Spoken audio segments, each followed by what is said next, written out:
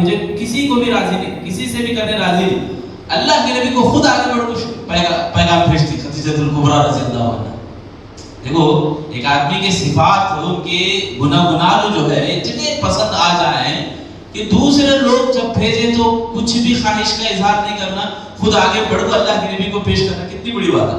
اب آپ غور کریں تو تعجب ہوگا آپ کو, اللہ کے نبی کی عمر کیا تھی معلوم اس ٹائم پہ 25 سال شادی کے ٹائم پہ, خدیجہ الکبریٰ رضی اللہ عنہا کی 40 سال.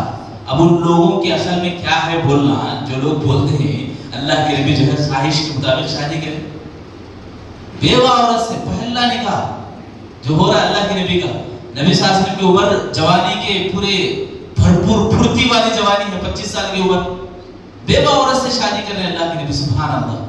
تو یہ متوڑ جواب ہے ان لوگوں جو لوگ بولتے ہیں خواہش سے اللہ کے نبی شادی کرے. تو پہلی شادی کا ذکر کرو بس, اللہ کے نبی کی شادی کیسے ہوئی. اچھا کیسے ہوئی اللہ کے نبی کی شادی؟ نبی صلی اللہ علیہ وسلم کا نکاح جو پڑھا ہے ابو طالب پڑھا ہے, اور مہر میں دیے 20 اونٹ. ہمیں کیا دیتے مہر میں 450 روپیے 1100 روپیے, وہ بھی کیا بولتے نام, سنت کے مطابق. استغفر اللہ.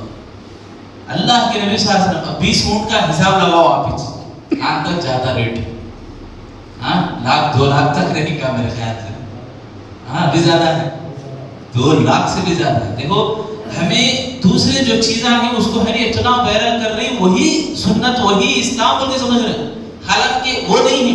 عرب کے اندر مہر کا معاملہ کہاں تک گیا معلوم, بہت ڈینجر ہونے گیا. عمر رضی اللہ عنہ جمعے کے خطبے میں بولنے لگے مہر کے بارے میں ذرا ایک حد مقرر کر دیا تو اچھا رہتا. عورتیں جو ہے حسب نسب کے حساب سے بہت بڑی بڑی خواہشیں ان کی ہیں, وہ خواہشیں ہم کو کرو بالکل بول رہے عمر رضی اللہ عنہ. ایک بڈھی عورت بیچ میں سے اٹھ کے بولی امیر المومنین یہ تمہارا یہ ارادہ ہے نہیں, پیارے نبی صلی اللہ علیہ وسلم بولے تھے. نہیں میرا ارادہ ہے یہ, اللہ کے نبی نہیں بولے تو تمہیں کیسے بول سکتے ہیں؟ اللہ کے نبی جب حد نہیں لگائے تو تمہیں نہیں لگانا, بیٹھ جاؤ چلو. کیا بات ہے. دیکھو مہر کے بارے میں ہمیں جو ذہن بنا لیا آج ہمارے ہاں, وہ بھی عرب میں ویسا نہیں ہے, باہر ملکوں میں. بہرحال یہ اللہ کے نبی صلی اللہ علیہ وسلم جو ہے 20 اونٹ مہر میں دیتے. اس کے بعد ہوا کیا, حالات کیسے تھے بولے تو اللہ کے نبی صلی اللہ علیہ وسلم جب بڑھتے جا رہے ہیں, مطلب عمر بڑی ہو رہی اور شور جب آ رہا ہے تو مکے کے حالات دیکھتے تھے, بہت خراب تھے مکے کے حالات. عورت اگر باہر گئی تو سکون سے نہیں آتی تھی. مکے کی حالت اگر ایک بات پہ اگر آپ سمجھ گئے, ایک آدمی ڈیلیوری ہوئی گھر میں, ایک آدمی بیٹھا ہے, سواری رکھا ہے اور ادھر گڑا کھود کے رکھا ہے. اگر بیٹا پیدا ہوا تو سواری پہ چلے لے کے جاؤں گا بیٹے کو, بیٹی پیدا ہوئی تو یہی گڑے میں ڈال کو دفن کر کو جاتا ہوں. ایسی جہالت تھی, خطرناک جاہلات تھے مکے کے اندر. چھوٹی چھوٹی بچے, واقعات بہت ہیں اس بارے میں. چھوٹی بچی جو ہے چھپا جاتی عورت, شوہر جو ہے باہر گیا رہتا تو بازو گھر والے کو دیکھ رہتی بچی, بچی وہ گھر میں پلتی رہتی. شوہر آنے کے بعد بچی سے جو ہے کبھی کبھی پڑوسی نا آتے رہتے ہیں, دیکھتے رہتے ہیں کیا جو ہوا, بات کرتے رہتے ہیں. تو بچی سے مانوس ہو جاتا شوہر. ابھی وہ سمجھ جاتی میری بچی جو بازو ہے سو بولنا نہیں کے لیے, اب کیا بھی نہیں کرتے بولنے کا یقین آتا. اس کے بعد بولتی بچی اچھی ہے نہیں جی, تو ہاں بہت اچھے پیار ہے, بہت اچھی لگتی, ہمارے گھر میں رہتی تو اچھی رہتی تھی, ہاں بہت اچھا لگتا تھا. وہ بچے ہمارے سے بول رہا تھا. بولنے کے بعد دوسرے دن بیوی کو منع ہو, میں ادھر لے جاتا ہوں کھلانے, یہ کرنے بول کے بلانے کو جاتا. بیچارہ دیکھو کیسی جہالت تھی, جا وہ گڑا کھودتے رہتا. بچی پوچھتے رہتے ابو مٹی پڑ رہی کیا کر رہے ہیں تمہیں, بول کیسا عالم رہے گا. وہ باپ درندہ دل لے کو بیٹھا بیٹی کے اوپر کہ گڑا کھودتے وقت مٹی پڑتی کو بچی ہٹا رہی, مٹی کو دھول پڑ رہی ابو بول کو. ویسے بچے کو کیسے دل بولتا کہ گڑے کے اندر ڈالو دفن کر ڈالو. ایسی جہالت تھی. راستے جو ہے اتنے خطرناک تھے, عورت اکیلی جانا بولے تو بالکل, اب وہ گھر والے یقین نہیں کر لینا کہ واپس آتی پھر بول کے عورت. ہاں بڑے بڑے خاندان والے بھی, بڑے نسب والے ہیں تو ان کو چھوڑاتے تھے, ان کو کیا بھی نہیں کرتے تھے. ایسی یعنی ظلم کی حد نہیں ہے. ظلم جو ہے اس قدر عام ہو گیا تھا کہ خون کبھی کبھی جو ہے نالیوں میں پانی کے بجائے خون بہتا تھا. ایسے لڑایا, خالی چھوٹی لڑائی, میں اونٹ یہاں باندھ دوں بولنے کے اوپر لڑائی ہوئی. 40 سال لڑے, معلوم اس نہیں کہ انہیں کہیں کو لڑ رہا. ان کے بابا لڑے تھے انہیں بھی لڑنا. مرتے ٹائم وہ وصیت لکھتے تھے, دیکھ بیٹے میرا دشمن انہیں ہے, تو بھی اس سے دشمن کر, تو بھی اس کا دشمن بن جا. ایسی جہالت تھی, سکون اتنے. وہ ٹائم پہ کیا ہوا, یہ جتنے بھی چیزاں ہیں, یہ خرابیاں جتنے بھی برائیاں ہیں, یہ بدامنی ہے, اس کو ختم کرنا ہمیں بول کے چند نوجوان اٹھے. ان کو کیا کرے بولو, یہ باتیں یاد رکھنے کی ہمارے کو حلف الفضول, کیا مانا, کیا نام اس کا بولو ایک بار, حلف الفضول. حلف الفضول بول کے کمیٹی بنایا.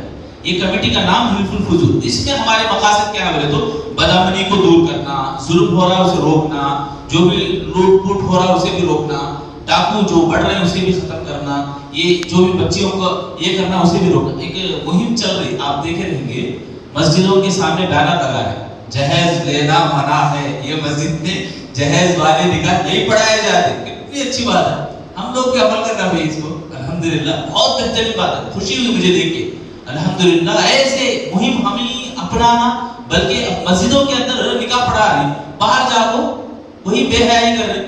ویسا رہا تو شرط لگا دینا مسجد کے اندر, باقاعدہ رکھنا, بھائی تمہیں مسجد میں نکاح پڑھا رہے, یہ چیزیں نہیں ہونا. دیکھو یہ شرطاں راضی ہے بولے تو تمہیں سائن کرو, اس کے بعد نکاح.